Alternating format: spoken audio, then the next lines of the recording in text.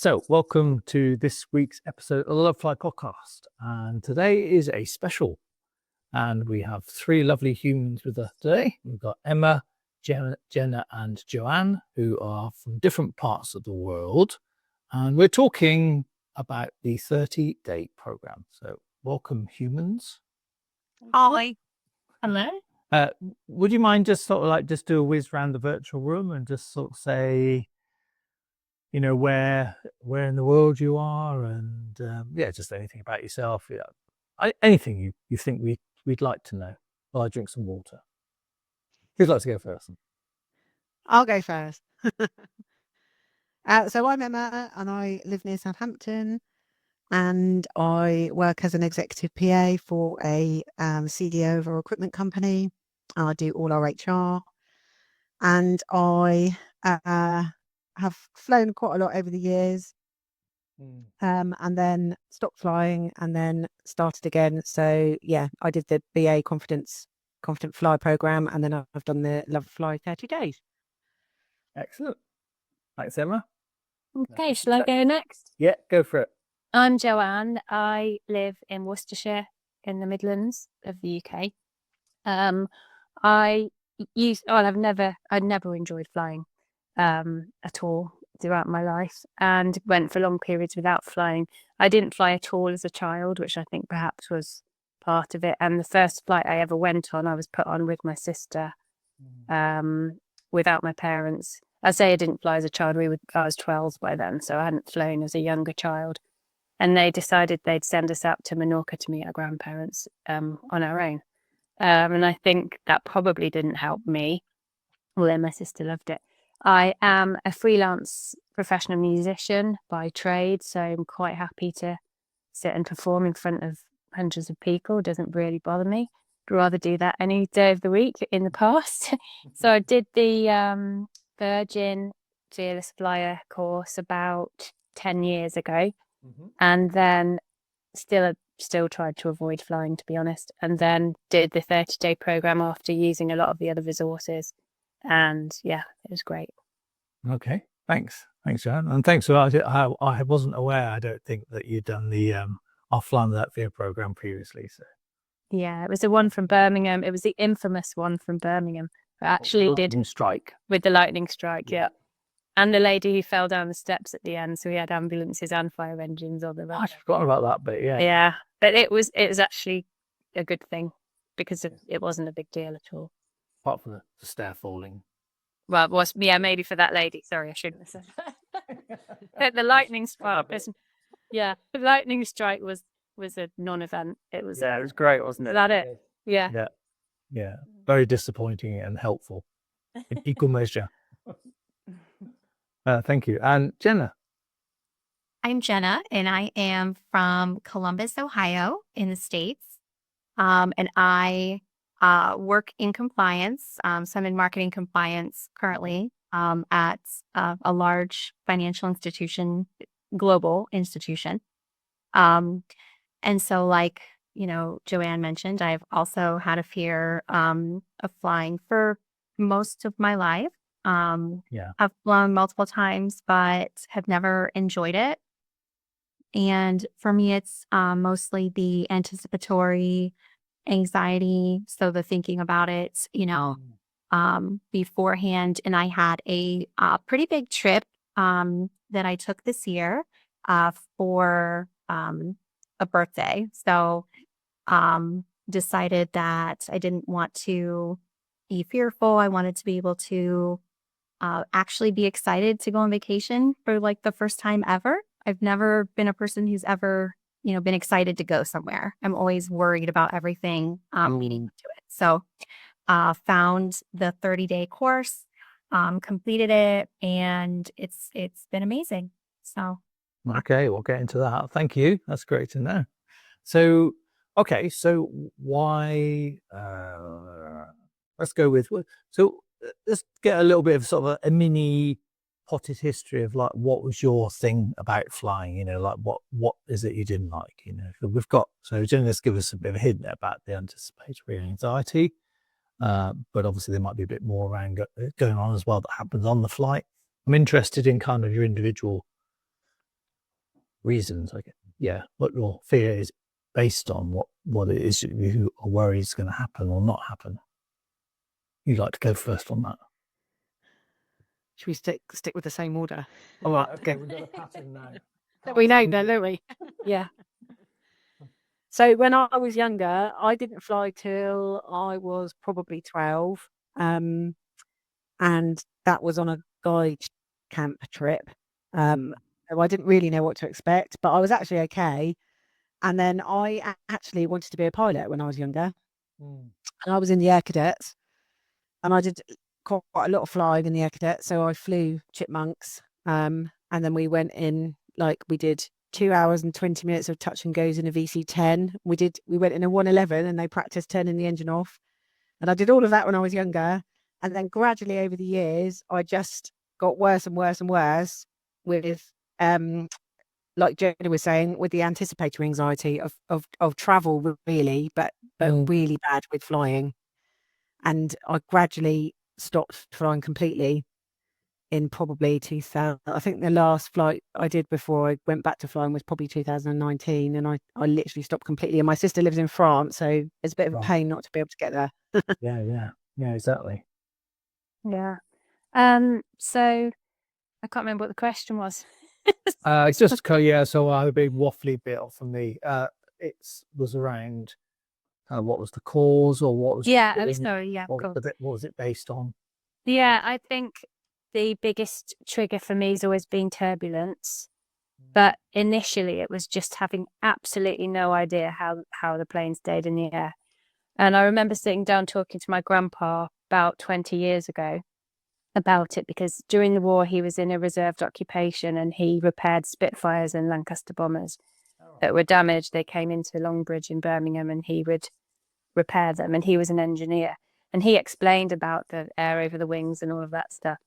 And so for many years when we flew, I felt that it was basically a miracle that we landed each time.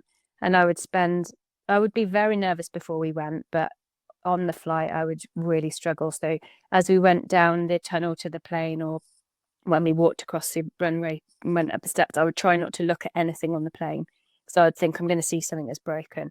And I'd look at the floor. I wouldn't look up. I wouldn't want to look at the doorway of it. I just wouldn't look at any of it, because I'd see a bit of paint flaking off or something, and that would be it. I wouldn't want to look at any other passengers at all. And it sort of grew and grew and grew. And then about 12 years ago, we'd only done some short haul flying to Europe. And about 12 years ago, my parents persuaded us to go to South Africa and take the kids, because they've been many times. And I think it was a dream of theirs to have their grandchildren out there, So I just said yes, and we booked it. And I sat for the whole flight.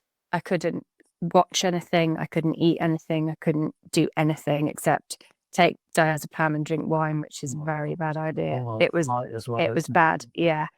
And there's nothing wrong with the flight. It was me. I just felt like at any point I was just going to plummet to the ground. And I was so hyper vigilant to every sound, every movement of the aircraft. It was an absolute nightmare from beginning to end. We went again the next year, because what I do, and I don't know whether it's to do with my job, because you do have to push through nerves, I just do it anyway. But I do it with gritted teeth. Yeah. And I just sort of punish myself almost. So I've never refused to get on an aircraft ever. But I'll just sit there and make myself ill. Yeah. And then dread the flight home. So we went to South Africa twice. Now the second time we went was just after the Birmingham course. And I remember we took off from Heathrow, and it was with Virgin. And I looked around at my husband and I said, I'm fine. I've got this. I'm over it.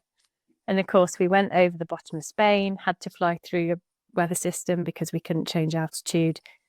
Drinks sort of bounced off tray tables, and a few people made a few sort of squeaking noises, and it sort of felt like it dropped a few times. My husband didn't think it was a big deal at all, and that was it. My knees were knocking under the tray.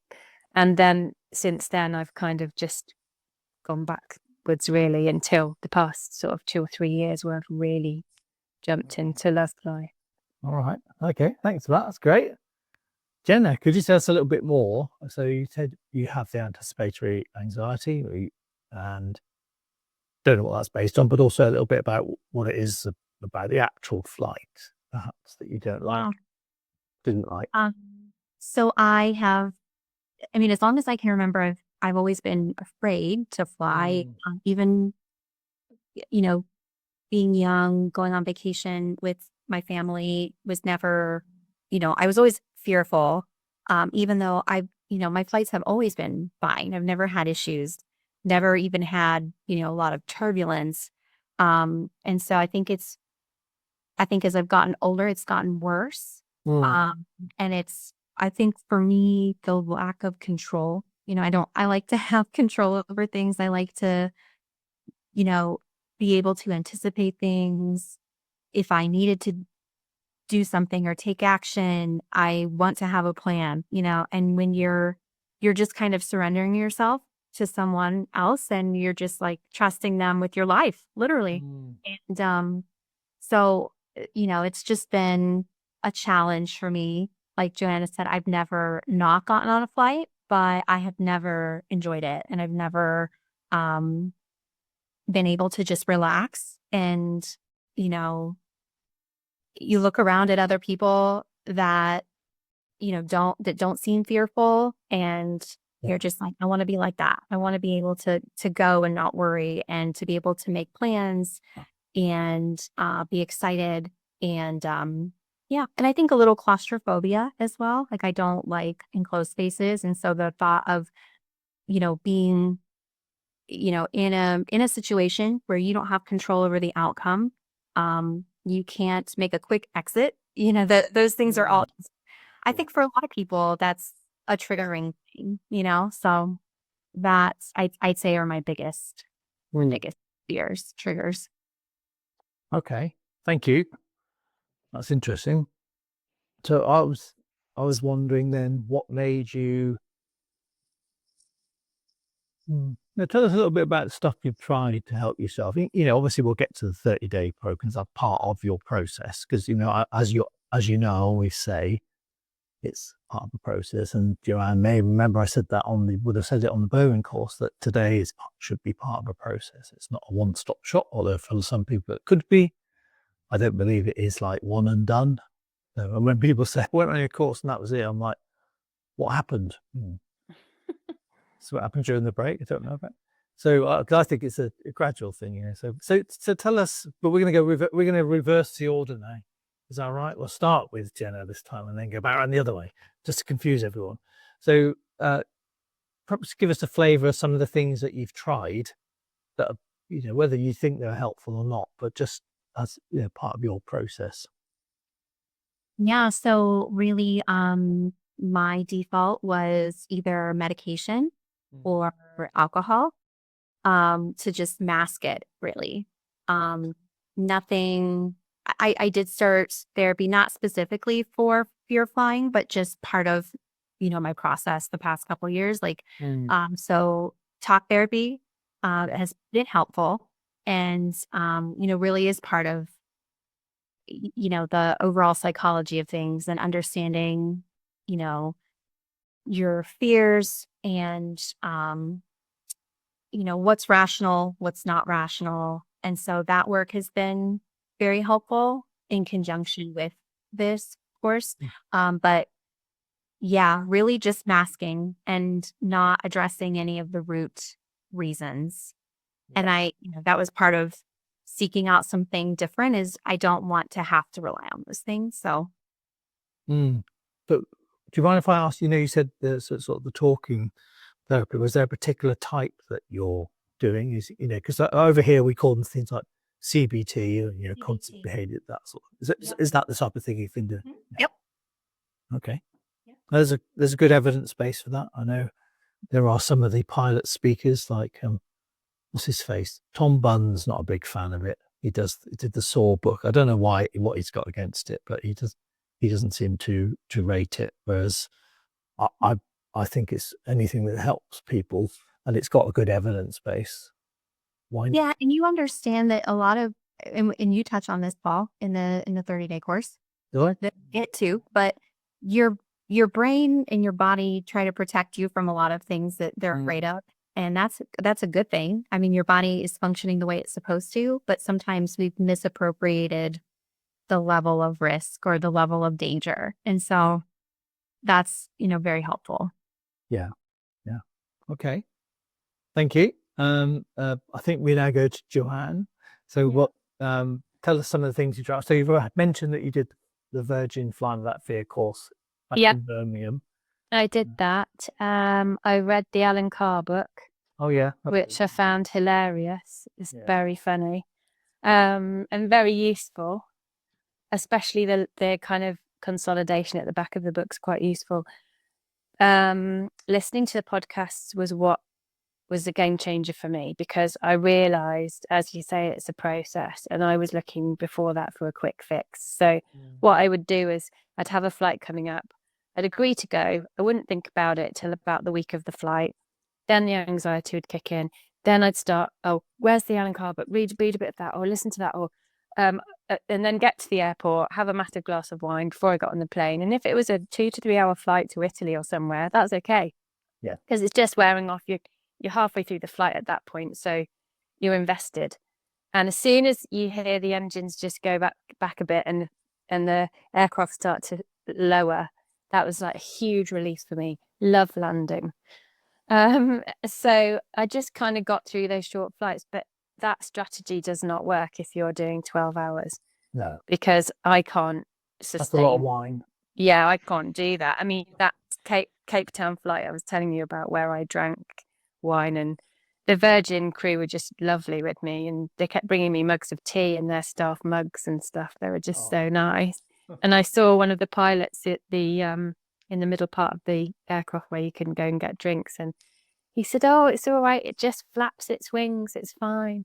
And then when we landed, he said over the PA, he said, I hope the passenger in seat 35E didn't find it too traumatic in the end. And we got to the luggage thing, and he saw me and waved, and he said, I didn't crash.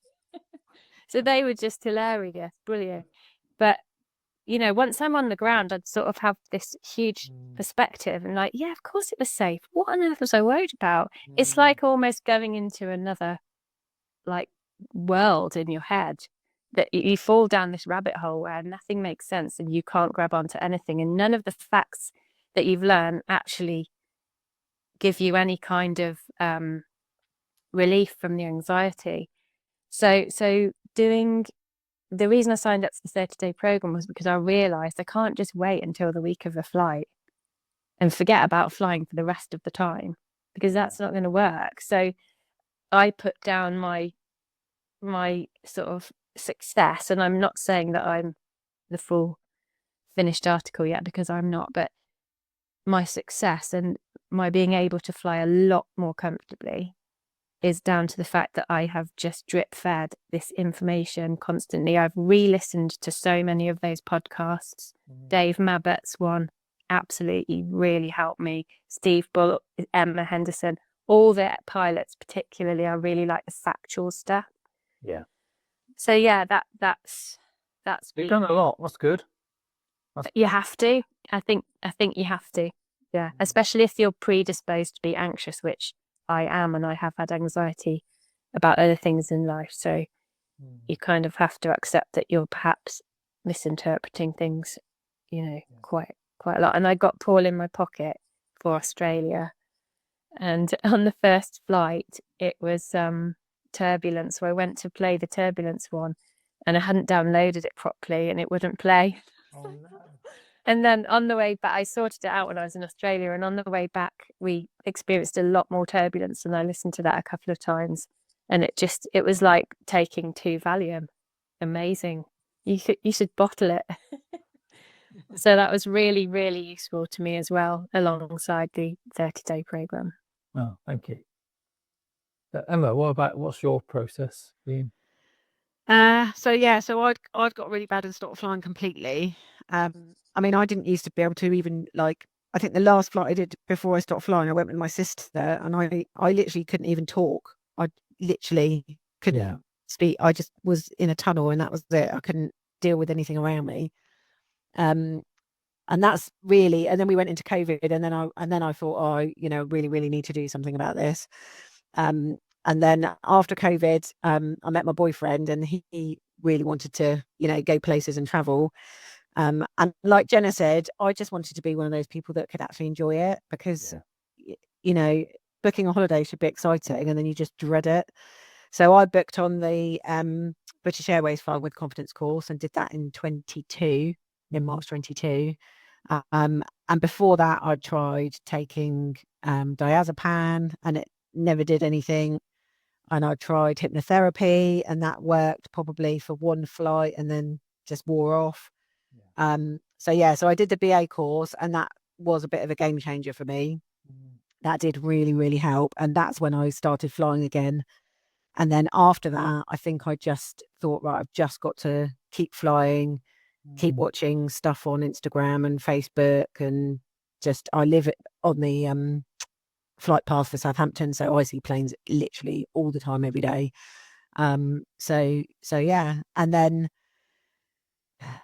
I have got a lot better, but then in February we were doing long haul to Barbados for a cruise, and that's when I started panicking again and thinking, oh, I'm not going to be able to do it. And so I thought, I need something else, and that's when I just stumbled on Lovefly just before the Christmas, and saw the 30-day course and thought, right, I'm going to give that a go. So, and I think, like Joanne said, you've got to just drip feed yourself stuff constantly all the time. And I am a massive AV geek anyway, which doesn't sit with me having a fear of flying at all. But I'm always on flight radar. I'm always airplane spotting. I did it as a kid. I wrote in a book and wrote all the planes down. And, you know, I've always been massively into aircraft. But yeah, just had the fear of flying later on in life. Yeah. How annoying. Yeah, really annoying. Concord behind her head there. Yeah, it's the Lego one. Yeah. That's good. So how did you find Lovefly? Because I'm always curious where you come across us from, you know, because people come from all sorts of places, particularly when, you know, like for you, Jenna, it's like, we don't do any Google ads or anything now. And even when we did, we never did them in the US. So I always think, how the hell did you find us? So I follow someone on social media who also has a fear of flying, and they have a pretty large following network, and they had tried many things, and they posted, you know, stories about various things they had tried. And, you know, I follow them for different reasons, right? But then as I'm seeing some of these stories they're telling, I'm like, hey, that's the same for me. So I'm interested now in what this person is doing about this, or, you know, how are they finding things, you know, to try to help. And she posted about the 30-day program, and I had screenshotted it, and I was like, I'm going to save that. I think I started actually following Lovefly at that time because I knew I had this trip on the horizon, and I was like, that's the thing I'm going to remember. I'm going to do that. And, you know, started experiencing just really bad anxiety leading up to my trip. I was having panic attacks probably every week. I was not sleeping. I was just really sick over it. You know, and it's silly because it's like you're spending money, you're taking time off of work. This is supposed to be an enjoyable thing. You're going people love, and you're just like, you can't sleep over it. And so I was like, you know what? I remembered that 30-day program, and signed up for it, and went in, you know, just with a fully open mind, ready to learn. And it was great. So yeah, just, you know, I think word on social media, just, you know, somebody has success with it, and that just spoke to me. So I remembered it. Interesting. Do you mind if I ask who it was? Yeah. So, well, I don't remember her full name. I can send it to you, but her name's Megan. And she's got a pretty large following on Instagram, and Thank you, Megan. for fashion advice, right? But Oh yeah, because that's definitely my vibe. but But, what I loved about it is that she would always be fearful to fly to these, like, they'd have, different conventions or different gatherings of different people. And, she would never be able to go because, she couldn't fly across the country. She's over here in the States. And so she ended up flying finally. And I remember when she posted that she had flown, and I was like, wow, okay, if she did it, I think I could do it, Yeah. So Well, that's good. Oh, thank you. yeah. So Joanne, how did you find the Lovefly thing? I can't fully remember, but I think I'd still got the booklet from the Virgin course. Oh I realised I needed to do something about this. So I just started Googling, and I probably Googled your name and it came up. Right. I'm pretty sure that's how I found it. All right. And it was just, I just thought, I wish I'd had these audios and these podcasts to listen to, 30 years ago. It would have been a total game changer, because those flights back in the day when you'd sit there with nothing, there was nothing to watch, nothing to listen to, just have a paperback or a magazine, Yeah. I wish we'd done I wish I knew about podcasts when I was doing the Fly Without Fear course, because then we obviously seeing a couple of thousand people a year, it would have, we could have provided a lot more sort of before and after help, Yeah. we didn't. So you're right, you did really offered the courses, and that was it, and the newsletter. So. All right, so that's how you found it. So what about you, Emma? How did you find our slot? I stumbled across it somehow on Facebook, I think, and then I looked at it, and then I went online, looked at all the resources, started listening to the podcasts, and then thought, right, I knew I had literally 6 weeks probably before flying to Barbados, and I thought, right, that's it, I've got time to do it. And I even had the date in my diary to start it now, and it literally finished, I think, 2 days before I went. Right. So yeah, and I just liked how sort of down to earth it is, and all the the different things. So like the pilot ones I really enjoyed, and the air stewardess ones, and and then you just start looking forward to doing it every day, because you're like, oh, what's going to be today, and it's not too long, and it doesn't take up too much time. And to start with, I thought, I don't know if this is going to really help, because a lot of this I already know, but you do always find things you don't know. And then it's that whole drip feeding thing. Every day it's a little bit of something, and before you know it, and then it came to the flight, and I was fine, and I did a long haul flight. I have flown long haul years and years and years ago, but I haven't done a long haul flight since I was about 20, I think. Right. So yeah, and I actually this time looked forward to flying as well, which is, I haven't done that forever.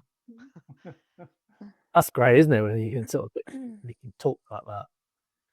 Okay, so let's talk about then the actual 30-day thing itself. What made you think, I'll do that? Because there's lots of things available. We don't offer a ton of stuff, but you must have a certain, I'm guessing, quite a disciplined way about you, or something that makes you think, because a lot of people will go 30 days, I can't be bothered. So what is it about you three lovely humans that made you think, I'll give up 30 days doing this, this strange Lovefly lot? Who are we going to? Let's break tradition. Let's go to Joanne.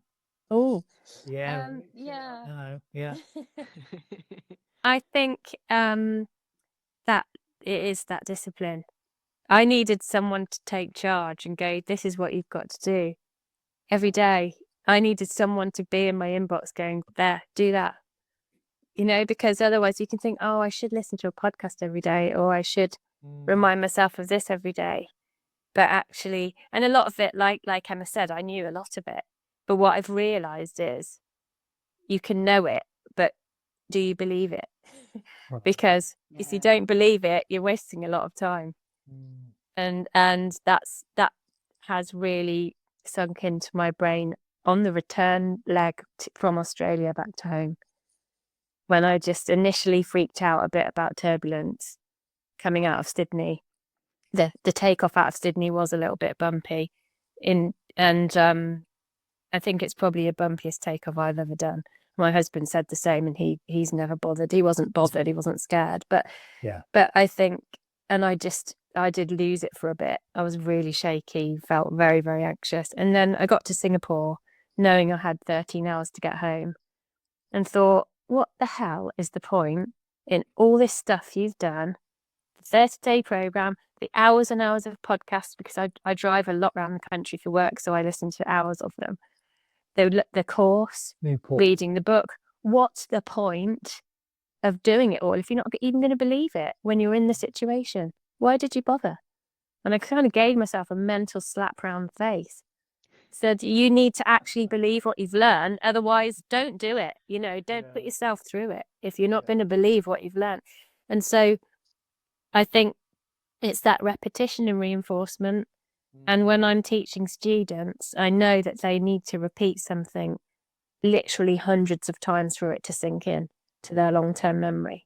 And so as from a teaching perspective, I know that is crucial. So it was the discipline side of someone else going, do it. And then it was, the repetition and having the same thing. I need to hear that again because it clearly hasn't sunk in, That's interesting. Ostensibly me, but the system go, right, that's it today, here's your inbox, boom, get on with it. So where are we going to go next, Jenna or Emma? Because we've just messed up the system, you see. Let's go Jenna. So what do you think it is about you that made you think, give that 30-day thing a go? 30 days seemed like a fair trade of time, right? So we know it's not going to be an overnight quick fix. There's nothing that you can just view one time that's going to be like, oh, I'm cured. But I think it is a very fair amount of time. Like if I invest this time for 30 days, which is completely reasonable, it's attainable. It is, if you have a flight that you're taking in 3 months, that's plenty of time. Whereas you think about like, if I were to go through something more in depth, it's like that could take months, it could take years. And so it just seems like a very good in between of, it's fast enough, but we know that it's not instant. And I think the draw for me, because I followed you on social media before I actually took the course. And so getting the little tidbits of like the types of information that you would hear in it was helpful to me before I purchased it, even because, you're talking with other experts. And I really liked the idea that there are people who are professionals in this, right? You, Paul, and you've already gathered all of the big, kind of factors that many people, want to know about or want to learn more about, and you've condensed them down into this program. So it's like you've done all the legwork for all of us of like, if you're afraid of turbulence, if you want to know how the engines work, if you want to know how the cabin crew are trained, like it's all in there. Whatever your specific reason for having a fear, it's likely to be addressed. And so it just felt like, okay, this is a one-stop shop. Like, everything is here for me, and I just have to commit to the 5 to 15 minutes, in the evening. That was just kind of my routine, come home and you relax and like you get in the right headspace for it. And okay, like this is going to be what I work on tonight. And it was just a real source of comfort at a time when I was not feeling very confident. And so that reinforcement every evening to be able to work on it and chip away at it, just was I think it was just like the perfect amount of time to spend up front. And then, then as Joanne and Emma have mentioned, like you continue to chip away with it, and you maybe dig into other things that you learn, and now I'm going to watch this YouTube video or things like that. So it just felt like just kind of the perfect scenario. That's interesting. I like that idea. So I have this image of you coming home, and then relaxing. All right, let's put this bloke on. So the did you miss any? Did you like skip a night, or were you really not on it? Nope. Mm-mm. That's gold star material there, isn't it? So what about you, Emma? Then, you know, what is it about you that made you think the 30-day thing would be? Well, at the time it was desperation. That's a great I knew answer. I had this holiday coming, this flight, and I was like, what am I going to do? I've got to do something. And then I'd found it on Facebook. And then I thought, I'm going to spend more money on something else, you know. And then I umbered for a couple of days. And then I had that window, and I knew I could do it, and it was going to be every day. So I just thought, I'm just going to go for it. And I'd looked up, you know, like you say, tidbits of information online before and all that sort of thing. So yeah, and then I just went for it. I did skip some. I didn't skip them, but there were a couple of days I missed, and that used to make me quite anxious because I'm not like, I missed it. I've got to do tea tomorrow. But I did get into a routine with it. So every night after tea, I'd say to everyone, right, I'm going upstairs to do my Lovefly so I can concentrate. And off I'd go, sit on the bed. That was my whole routine. Straight after tea, I'd go and do it. And because I had that time every day when I did it, I think probably where I missed them was more on the weekends and stuff. But then I'd do a little catch up the next day. So yeah. There's something quite important about a routine, doesn't it? In terms of definitely getting into a routine and having that. I had a deadline. The deadline was my flight, so it wasn't that I think if I hadn't had the deadline and then I'd missed one, I might have thought, I'll do that one and then I'll catch up. But I literally had this immovable thing that I had to do it by, and so that's what I am quite disciplined anyway. But it just, you know, that's what made me do it. Yes. I did debate with the 30-day thing because when I was reading around how long it takes to change a habit, and I know I've mentioned this, they talk about it about 60 days. I thought, would people do a 60-day program, or was that sound hideous, you know? And so that's why because I've done 30-day programs, because in 30 days you can actually do quite a lot, can't you? If you put the time in, you know. So I thought, give that a go. And I've been amazed that it's been so popular. It's lovely, you know, seeing, because I see, you know, there's always a bunch of people going through it. So I can see like I've got a little separate mailing list that just does that. And I'm like, I can, you know, there's always between 10 and 20 people on it. You know, I think Jenna said it's such a manageable, like 30 days is like, yeah, I can do that. 60 is, you know, quite a long time. And then once you've finished it, you miss it when it's finished because you're like, I haven't got anything, I haven't got one today. And then, you know, and then that's when you start thinking, I know, I'll listen to a podcast instead, or I'll, you know, watch some YouTube videos of airplanes landing. And, you know, I love watching crosswind landings and all those sorts of things. Yeah. So did you, so have you re-listened to any of the 30-day elements, or is it kind of one and done for you? I haven't, but I think I probably would go back to it if I've got another, like, so when I haven't got anything booked at the moment. So when my next flight is, I probably will do it all again. So one thing I did the visualization one that you do like in the beginning where you talk through like you've arrived at the airport, I love that. and you're just supposed to sit and think, you know, like you visualize yourself walking through the motions. And I did that one several times in comparison, you know, like in conjunction with another lesson that night. I would go back and replay that one to just keep reinforcing and keep visualizing, like, you know, walking on the plane, finding your seat, and just like, because the first time I did it initially, I had a lot of anxiety at different parts. I think that's the point, is you're trying to figure out what drives your fear most at that time. And so to keep replaying it just helped me in my brain. Every time I'm walking on this plane in my brain, you know, my brain is getting used to this idea. And so that one I thought was very helpful. And I've saved others just to have like on flights if I want to listen to, you know, any of the ones with the mechanics or the crew or anything like that. I've got them saved to come back to. Yeah. Yeah, I know some people have done it 2 or 3 times. I think so. Poor sods. Honestly. But Dip in and out though. You can dip in and out. yeah. Replay the ones that you say that help you the most. And for me, there were a couple that I missed, and I can't remember what they were called now, but I didn't watch a couple that I thought, well, I'm not scared of that, so I haven't even thought of that, so I'm not going to watch it, because I don't want to feed that into my brain. Because it's very susceptible, I've got a very good memory as well, and I think when you've got a good memory, you can hang on to things that perhaps aren't helpful. So there were a couple that I thought, that's not something that concerns me, so I'm not going to make it a thing. And then I'd watch the weather and the turbulence ones, and the ones with the pilots, more and more, and then the podcasts as well.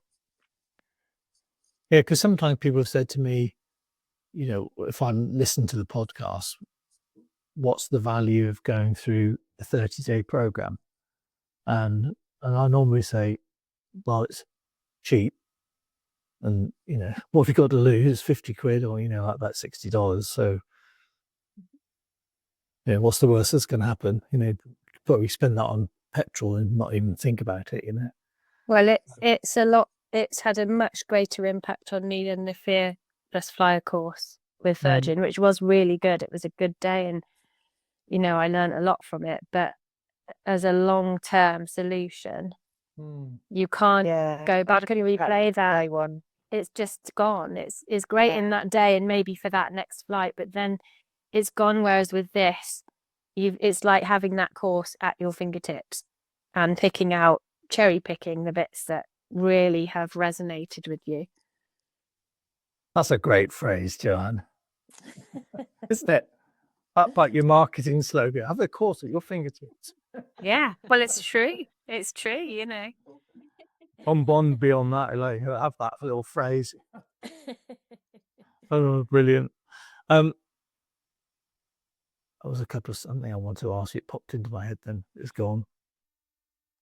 Somebody say something else. I had a killer question that popped in my head. I thought, oh, this is good, because I don't know what I'm going to ask next. My brain surprises me normally, and then it's also surprised me by going forgetting it as well. So. And I think that the repetition you're saying about changing a habit, I tell my students it takes 3 months to change a habit. And I wouldn't do a 3-month program or a 60-day program. And I think a lot of people, like Emma said, you're searching at the last minute for some help. And so the 30-day program's 30 days, but as I've just said, I've gone back over it. So it's way more than 30 days. It's as long as you want it to be, because you can just keep doing it. Yeah. Yeah, once you have it, it's yours and you can access it whenever you want. And I know, I think the way it's organized is helpful, because, you kind of start out with more of the psychological, like, why are you afraid, and thinking about your fears, your specific, triggers. And, you're kind of making a contract with yourself up front. Like, I believe I can overcome it. That's why I'm here. If I didn't believe that, then I wouldn't be here. And then you get into, you've got the mechanics, you've got the safety, you've got, the medical training that everyone goes through. So it's like, it's kind of segmented in, the different kind of overarching fears that people have. So as you're working through it, you feel like you're really tackling, like, okay, like I'm learning about this for these next couple days, and not just like hopping around, like you're really focused on learning, this part, then you complete this part, then you move on to the next part. So I think and like Emma and Joanne have said, you get exposed to, okay, like, now that I've learned this, I want to learn more about this. Or, then you can start researching the podcast for, like, oh, this one talks more about this too. So it just opens you up to different people that have provided expertise and help. And so it's just the way it's organized, I think, is very helpful. Yeah, I'd have to say there's a perfect plan behind it, but it was done live. I've admitted that before. I literally did. I had somebody who signed up to do. I used to do a premium version, which had like a coaching at the beginning and at the end, and maybe in the middle. But and then I did this recording, so I had in my mind an actual person as I did it, and thought, right, and I knew what I'd said the day before, so I recorded it that day, and then later, the amazing Captain Bing Bong, Pete Higgins, went through it and he sort of quality checked it and said, oh, there's no intro on this one, or this one needs an ending, which was super helpful. So it was, and actually, when you think about it, I'm amazed that it's useful for people, because it was put together like very organically, because I just thought, I think if I'd actually sat down and planned it, I'd probably never do it, because we'd all then get in our own way, wouldn't we? You'd end up being, it's got to be perfect, but which it's not. But it's brilliant. And Well, that's what I loved about it. There was the human element of that. It wasn't like a super polished, over the top. It was so sort of down to earth and made you just feel so normal. That's one of the things that I really loved about it. Was it on the 30-day program or the audiobook, or both, where you talk about stages of flight and you can hear the sound of an aircraft going down the runway and taking off? That I found really useful, because for me, there were many flights where I thought I was okay, and as soon as I got on board and heard all those noises, that was the trigger.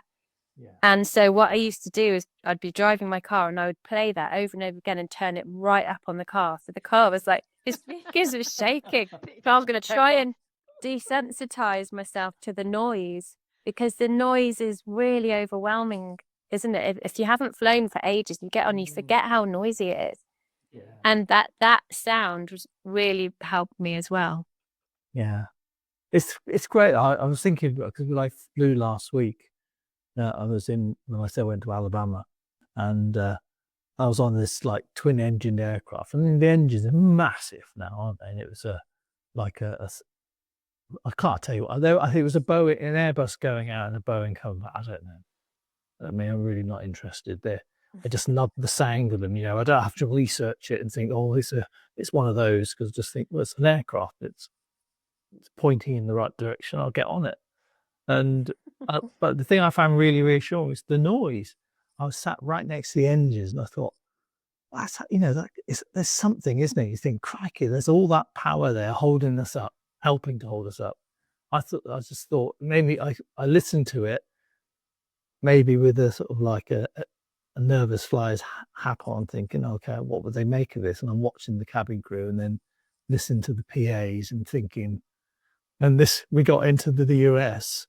And this, I think it was on a Delta flight, and it was a little internal flight, which is a bit more casual, because they've got so many of them. And this captain said, sorry, we're delayed by half an hour. He said, but the other plane was broken, but apparently this one's a bit better, so we're going to take the sim. I was like, and he got a laugh, but I just thought, I wonder if he's created some customers there as well, with that, because. So I wasn't sure. It's a fine line between being. I don't know. I like humour, because it just makes you feel like everything's all right if they're being humorous about it. I do too. I agree 100%. I think when the fact that they can have fun and laugh, like, makes me feel more at ease. Yeah. Yeah. Okay. Oh, so it's run up and tell him. Too late now. Although it is a fine line, because when we flew out to Singapore, there was a strip light down the side, and it was flickering. And all night it was flickering. Even when they dimmed the lights, it was flickering. And I said to one of the cabin crew, can you do anything about this? He said, no, I'm really sorry. It's a very, very old plane. Like, Helpful. okay. So I'm flying above, I don't know where I was, Iraq or somewhere. And you're telling me this is a very, very old plane. Thanks. That's really helpful. I was able to kind of laugh at it, though, whereas honestly, in years gone by, I would have probably needed to be put in a straitjacket at that point. So I was able to chuckle to myself and think that's not the best thing to have said. No. But now we know, having gone through the course of all the safety checks that they have to do every single time they take off and after land, which I didn't know. I just assumed, okay, this aircraft's certified, it's good for 10 years. We're never going to look at it again. And it's obviously that's not the case. So no. it's just nice to know those sort of things, isn't it? And why wouldn't we know? It's not like we don't need know about other people's jobs, but this is one where we it's helpful to know a little bit, isn't it? So it gives you that sort of reassurance of how much is going on behind the scenes that we just don't see. Yeah, definitely. So how far would you say into the 30-day thing did you start to notice perhaps a difference in yourself, if you did notice during it, or that whether it was something that happened later? That a rubbish question. No, I'd probably say about a third of the way in, so probably 10 days. And then you find yourself thinking about it all the time as well, because you're thinking about all the ones you've done. And it's almost what's the word? An accumulative thing. Yeah. So I think, probably 10 days in, I thought, yeah, I'm starting to actually feel a little bit excited about going now. And then, and that obviously then spurs you on to keep the discipline going for the 30 days and keep going with it. So yeah, for me, I'd probably say about 10 days. Okay. I mean, I felt every time I listened or watched the videos on the weather and turbulence, I just felt instantly reassured. But the test was when I actually took a flight, and I'm pretty sure, I don't know that it's good thanks. It was a flight in Europe anyway, and I was absolutely fine. Had no issues at all, no anxiety. And that was around the time that I'd stopped. I'd sort of wanted to test myself, so I didn't have a glass of wine before I got on. I'd long since stopped with the diazepam because the doctors won't give it you anymore anyway. And so I just tried to test myself. I think I'd gone to Nice with my mum, and I had to be the driver down to Bristol Airport and back. Right. So I didn't have a drink on the way back on that flight. And that was the first time that I'd done that. And I was thinking, oh my goodness, what am I going to be like? But I was fine. And then after that, I tried not to. And even on the long hauls that we did last year and this year, I'd have a drink when they brought the meal round, but I didn't have a drink before I got on board. Yeah. No, that's And I ate the meal. was right. Yeah, and because you almost want to test it out. How much is this sunk in? If I have that glass of wine, I'm not really going to know, so. Yeah, I ate the meal. That's an achievement, isn't it? Eating the meal, because I make myself so ill before I travel. I can't eat. And then on the Barbados flight, I really enjoyed it. And afterwards, I'm like, dinner. Look at me, my little airplane meal. And everyone else is like, yeah, so what? Oh, you're eating. I've been to the toilet. Understand? Yeah. Yeah, all right. I would say, yeah, same for me. I would say probably, like 10 days in, I was like, okay, I feel a lot better than I did when I started. And then by the end, by like the last 5 or 10 days, I was actually excited. And very similarly, I was like, I think I can do it without medication or drinking, and I want to try. And I was, I think it really is, incredible to think of, but I actually, by the time we got to being a couple weeks out, I was very excited to go and more excited to challenge myself to do it. And, you always think, okay, if I need something, I can take it, but I'm going to really try to do it without. And I did without, and, didn't even have no panic, no nothing. And, it just really you feel, just empowered, oh my gosh, I can really do this. I can do this. And, yeah, I think definitely by the end of the course, thinking about oh, I can bring snacks. I can have food. I can actually, my stomach can handle it. I can do those things. And that is exciting to me. So it just, yeah. Well, it is exciting, isn't it? Because it makes a whole world of difference. Even if you take a flight and you're not nervous, but you don't take any water with you, and you don't get quite enough on the flights. They don't really bring around enough for me. I always have to load myself up. But the difference between being, not being nervous, but just being dehydrated, and you get off, you feel really groggy, and then you think, oh, I don't want to go through that again, because it's, I don't.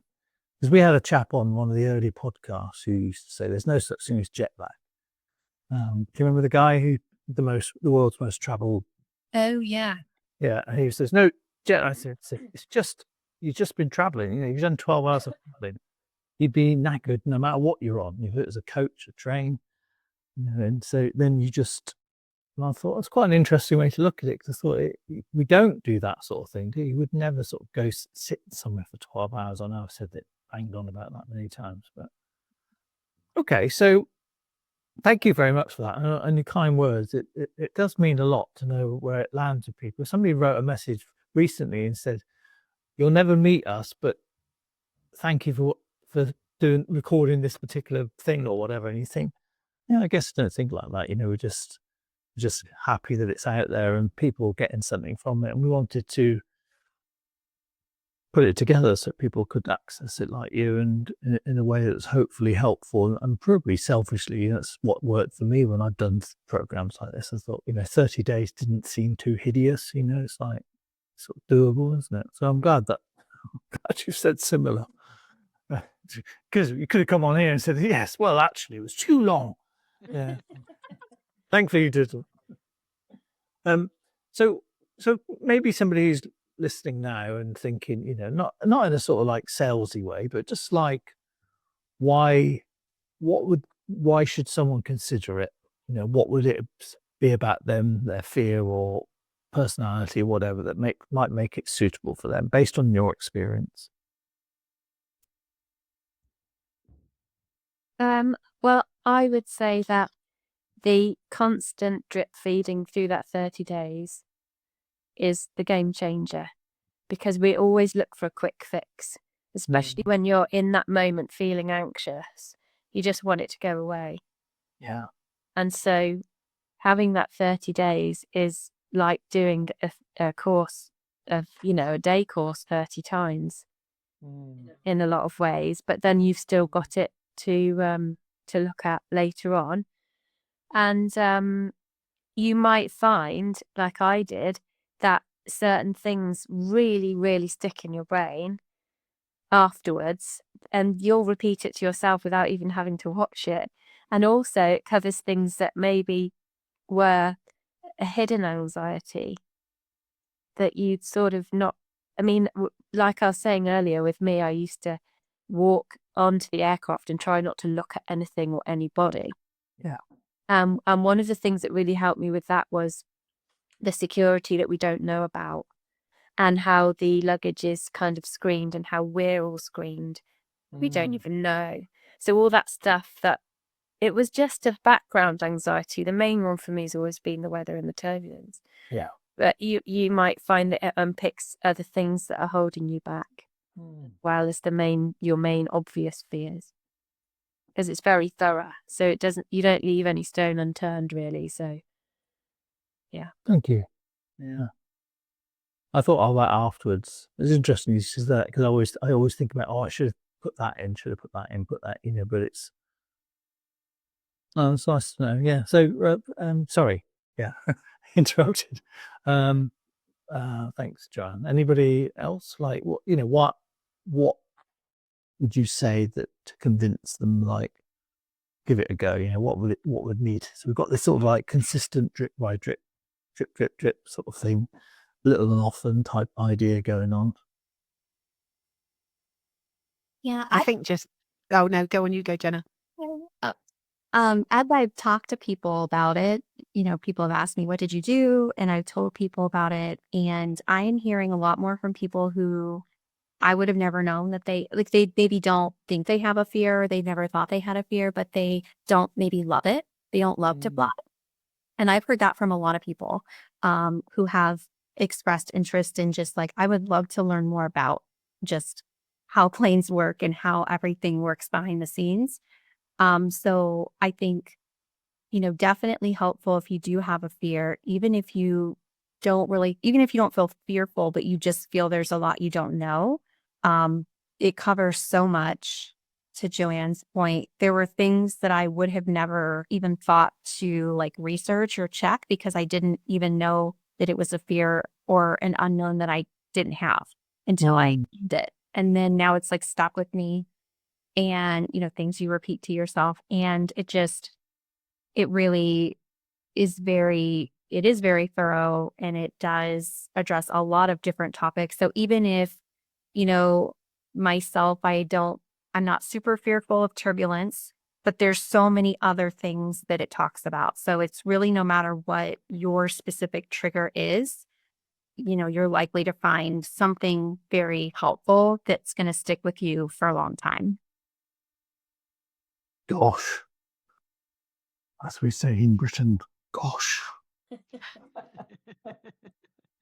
grief. Good grief. Anything you'd like to add, Emma? Because I know you both. Yeah, I think, I talk to everybody that will listen to me because it's made such a difference to me. So, if someone came to me and said, oh, I'm not sure about flying, or I don't like this, or I don't like that, I'd straight away be saying, just do this, just, invest in yourself. If you want to go away and enjoy going on holiday, because you don't enjoy going on holiday, just do this one thing for 30 days and trust me, it will make a massive difference. And I think, like Jenna said, I learnt things in there that I didn't. You don't know what you don't know, right? And I learnt so many things in there that I didn't know that I would learn, because I thought I knew it all, but I did know a lot about how a plane works and all those sorts of things. But you always learn something, and I think anything is just really, really, really helpful. And yeah, and anybody that was thinking of doing it, I'd just be like, you've got nothing to lose other than 45 quid, but it is worth way more than that because you're going to get your whole travel life back. 100%. Yeah.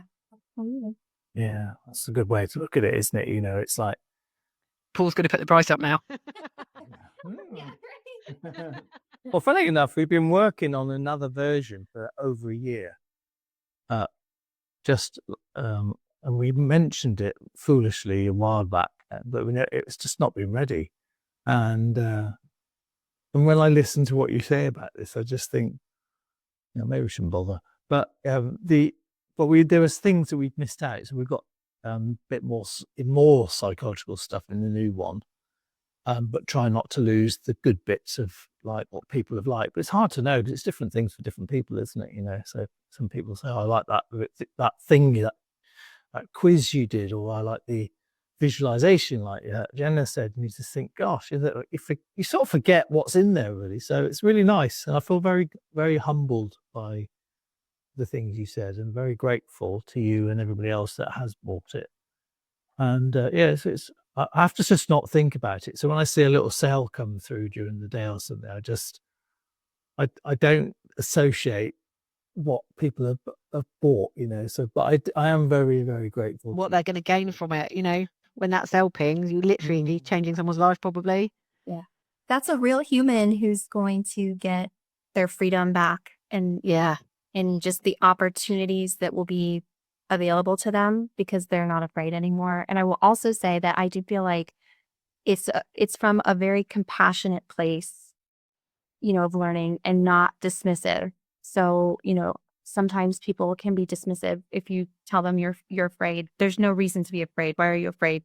This is not, I really appreciated that it's from a very compassionate place of, your fear is not irrational, right? Like, things do happen, can happen. It's just, your assessment of it is what needs work. And that's what you're there to help with. And so that was a huge, relief to me, because you don't want to be dismissed or just like not taken seriously. Just get over it. And so, I appreciate that. Yeah. Yeah. Thank you. It's funny because I had somebody on the podcast this week, and they said that, fears and phobias are irrational. And because they were in mid-flow, I didn't want to interrupt them. And I wanted to say, well, yeah, it might be if it's like an envelope. And you could go, well, that's irrational, envelope attack, but really, who's to say? Because it's like, obviously it has an evolutionary advantage. Otherwise we would have lost it. And therefore, if we perceive that something's a threat to us, then that's quite a rational thing, really, is it? It's quite sensible. It's just, so yeah, I like the fact that you pulled out but it did make me, when I think about it, and it's just been years listening to people talk about it, I just thought, it is actually just a a risk assessment, isn't it? We've got it all wrong. We're assessing it as being high risk when it's actually low risk, and we're assessing other parts of our life as low risk when they're actually higher risk. And it's just, we've got it all, as we'd say, arse about face. And that's the To use a technical term. That's the hilarious thing from probably my family's point of view, is I'm known as the risk taker in terms of, oh, don't get in the car with mum, and I like going tobogganing down a mountain and doing zip lining and things like that. I like speed if I'm in charge of it. Oh, I see. Right. But I've actually learned to really enjoy takeoff now. I like that feeling. And a thing that really helped me was to use the information I'd learned on the 30-day program and look out of the window. So you can spot the things that you've learned about. And you're also able to show off your knowledge to people that you're with. And you find that, like Emma was saying, there's so many people that will say, actually, I don't really like that, or I don't really like takeoff, or I don't like this. But they wouldn't ever think that they needed to address those fears because they kind of push it to one side. And perhaps then they're not flying as comfortably as they could, even though they might not consider they have a phobia. And so if this kind of knowledge was given to people at school and things like that, we'd probably have too many planes in the sky because everyone would want to fly all the time. It's global takeover into schools. Yeah. Well, I do think there is an education piece that's missing here. Maybe people won't fear it, but I've got a feeling it'll always be a thing. People still have fear of trains and stuff, and they've been around for a long time, haven't they? And so why not? And spiders, they've been around. So I think if it moves weirdly or anything we don't understand, I think it's natural for our brains to go, "Oh, that can't be safe. Yeah. Don't get it. Don't like it. Not going on it." And all that makes perfect sense to me. So thank you very much. So just sort of to wrap up then. So where's the next place you're going to, and when will you start re-prepping again for it, or is the prep continuous? That's what I'm yeah. So look, I bombarded you with questions there. So where's the next place you're going to? Will you be doing loads of prep, or do you feel like you're kind of much better now? So that might be a better way of putting it. We're flying to Munich in the summer so we can drive down to Austria. I'm still listening to the podcasts. I'm trying to catch up. I listened to the one earlier on in April with Dean Thomas, and he was on a boss that I was on in Birmingham. Yeah, so I'm just sort of drip feeding that in. And and what's interesting for me is that on Saturday I'm going on a Norwegian fjords cruise with my mum, and we're just driving to Southampton. And hi Emma, I'll say hi. Which ship are you going on? The Iona. Oh, Yeah. And we haven't got to take a flight, but there is part of me that I've noticed that anxious thoughts about ships, because I've never been on a cruise, or like, don't even go there. You can start. Well, funnily enough, I was approached a few years ago about doing a fear of ships course. And somebody do one that never came to anything. We had one as well for helicopters and for people working on oil rigs up in Aberdeen. But lots of these things, just the people that come through and then it disappears, But so yeah, just on the internet. Yeah, so that's you, Munich. I am taking my mom to the beach next month for her birthday. So I'm very excited to go. And we have our flights booked and our hotels booked. And she's wanted to take a trip with my sister and I for the past several years now. And we just decided we're going to do it. And I thought, what better time than after, coming off of my last flight and trip to just get right back into it, do it again, keep reinforcing. And, while I think I do feel, oh my gosh, 100% better than I did before, I know that it's a continuous thing to keep reinforcing it. And because you never know when something will sneak back up and grab you. So just continuing to, listen to the podcast,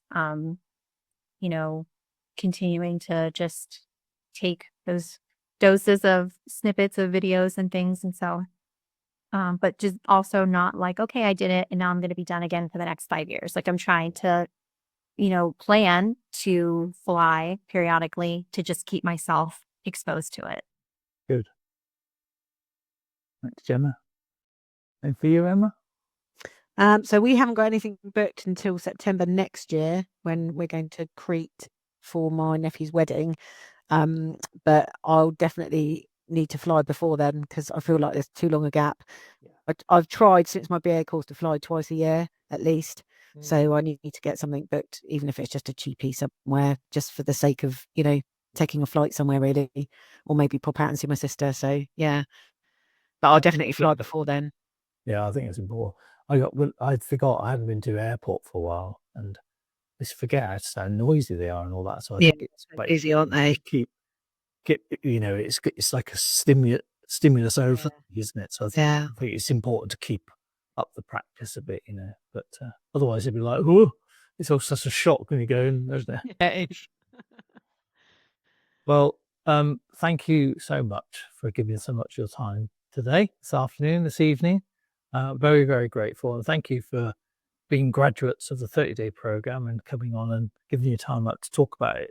It's just super, super grateful, and for all your lovely comments, and really pleased with how well you've done. So keep up the great work. And if you think of anything as well that you think, oh,